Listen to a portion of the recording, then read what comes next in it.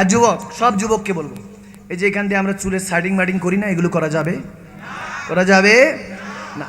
Cricketer, footballer, সামনে তো বিশ্বকাপ আসতেছে, হ্যাঁ, হাই হাই হাই হাই, এই 71-এ 52-তে যে ভাষা আন্দোলন, 71-এ স্বাধীনতা করে যে ফ্ল্যাগটা, লাল সবুজের পতাকাটা আনছি, এটা তো ভাষার মধ্যে উড়ে না। ওই আর্জেন্টিনা, ব্রাজিল, একজন ফেসবুকে স্ট্যাটাস আমাকে দেখাচ্ছে, আমার সফর সঙ্গী একজন লিখছে, I am Argentina, what about you? একজন লিখছে আর কি যে আমি আর্জেন্টিনা, আমি 4 কাপ চা খাই, তুমি 7টা কি 7 আপ খাও। আমি বললাম 7 up, what is the meaning of 7 up খাও?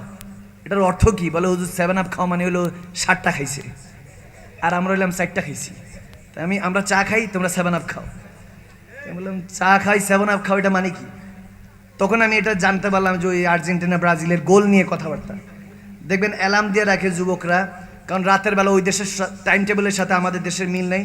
অ্যালার্ম দিয়ে রাখে যে 4টার সময় খেলা, অ্যালার্ম দিয়ে বান্দা উঠে মোবাইলে কিংবা ক্লকের মধ্যে, ঘড়ির মধ্যে, যাতে খেলাটা দেখতে পারে প্রিয় দলের, অথচ আল্লাহর নামাজ যে মিস হয়ে যাচ্ছে সেদিকে খবর নাই। ঠিক না? এভাবে চলা যাবে? এগুলি ইহুদি নাসারা, এদেরকে ফলো করে আপনি কিছু পাবেন না। না এরা আপনাকে চিনে, না আপনি তাকে চিনেন। ঠিক না? আপনি ফলো করবেন সেই নবীকে, যে নবী আপনাকে 1450 বছর আগের থেকে চিনে। আল্লাহু আকবার বলে। সেই নবীকে ফলো করবেন যিনি কবরে, হাসরে, ফুলসিরাতে, জান্নাতে আপনার সাথে থাকবে। ঠিক না? সে আল্লাহর হওয়ার চেষ্টা করেন, রাসূলুল্লাহর হওয়ার চেষ্টা করেন। কি আর্জেন্টিনা, ব্রাজিল, জার্মানি, এগুলো করা যাবে? আর খেলা নিয়ে মুসলমান একই ভাই, একই ঘরে দেখে 2 দল করে, দুইজনে 2 দল আছে কি নাই? বাপে একটা, ছেলে একটা। বাপে ছেলে কয় তোর টেস্টই ভালো না, ছেলে কয় বাবা জন্ম তুমি দিছো কিন্তু তোমার টেস্ট আমারটা ভালো না, সুবিধার না। চকলেট খাও, হাজমোলা খাও। আওয়াজ দেয় না। আমি কি উল্টাপাল্টা কথা বলছি? এগুলো বর্তমান সমাজের কথা, এরকমই হচ্ছে। এভাবে চলা যাবে?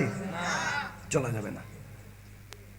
কিছু কিছু মা বোনরা তো এরকম নাকি বলে, আমাকে একজন বলতেছে যে হুজুর আমি আমার বোন সহ খেলা দেখতেছি, আমার বোনকে বললাম খেলাটা কেমন? বলে ঠিক আছে, মেসি না কি নাম, বলতেছে উনি তো চমৎকার 6 মেরেছে। এরকমও কিছু আছে কি নাই?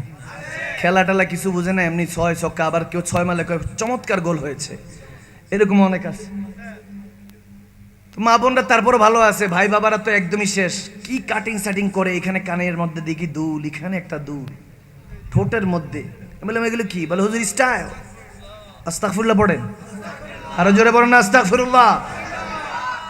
এগুলো পড়া যাবে যুবক? এগুলো করা যাবে? আর এই কাঠ সেটে এগুলো আল্লাহ নবীর কিয়ামতের আলামতের মধ্যে একটা বলেছে, এক ধরনের উট আছে, সুরখ উট, আরবের মধ্যে অনেক দামি। যারা উমরা করতে হজে গিয়েছেন তারা দেখবেন উটগুলি, বাবা কত দামি দামি।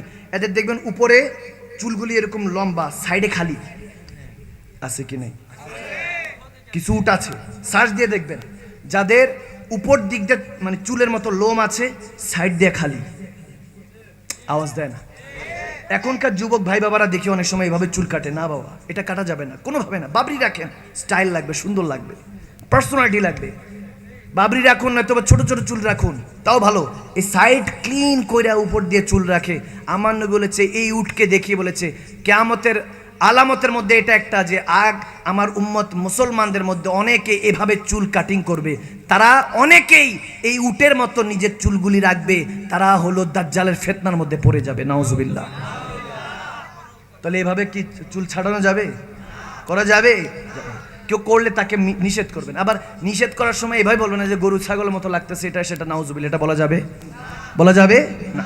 অ্যাপ্রিসিয়েট করে বলবেন যে বাবা এটা ভালো লাগছে না, সুন্দর লাগছে না, সুন্দর করে চুল রাখো, সাইড সিধি করো। আমার নবী তো সাইড সিধি করতেন, ঠিক না? আবার মাঝে মাঝে আমার নবী মাঝখানে সিধি করে বাবরি চুলটাও রাখতেন। সুবহানাল্লাহ বলেন। এগুলোর মধ্যে সুন্নত। বা একদম ছোট ছোট রাখতেন, ছোট ছোট চুল রাখবেন, এতে ব্রেন শার্প থাকে। এগুলো আমি মেডিকেল সায়েন্স থেকে কিছু বলছি, এজন্য বললাম যাতে যুবক একটু হেদায়েতের পথে থাকে। আর অনেক কিছু আপনার পার্সোনালিটি ডিপেন্ড করবে যে আপনি ভালো না খারাপ, এটা আপনার চুল দাড়ি, আপনার চলাফেরার উপর ডিপেন্ড করে, ঠিক না?